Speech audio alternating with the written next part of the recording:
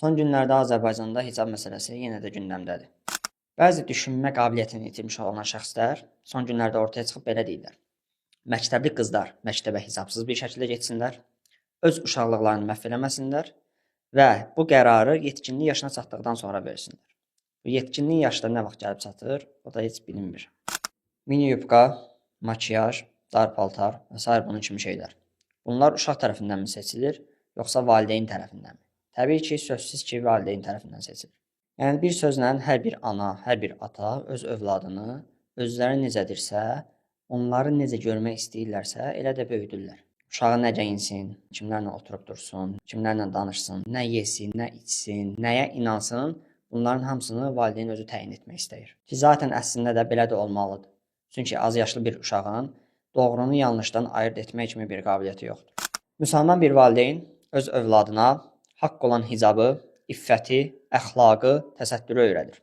Çünki bu, Allah Əzə və Cəllənin əmridir. Qərbin əxlaqdan yoxsul olan düşüncəsini özünə ilah edinmiş olan valideynlər öz övladlarına istədiyini et düşüncəsini təbliğ edirlər. Yaxşı, bəs indi mənə de görüm, sən kimin əmrini yerinə yetirirsən? Sən kimin əmrlərinə itaat edirsən? Sən kimin əmrlərindən oturub durursan? Niyə sənin elədiyin azadlıq bizim elədiyimiz isə məcburiyyət sayılır? Bunu kim təyin edir? Bunu nəyə görə ayırd edirsiniz? Əgər sənin dediyin kimi hicab bir uşağın uşaqlığını əlindən alırsa, onda niyə ona bikini geyindirmək, ona makiyaj etmək onun uşağını əlindən almasın? 6 yaşlı qız uşağı bikini geyinəndə nədənsə heç kim buna çıxıb danışmır. Nədənsə hamı lala dönür.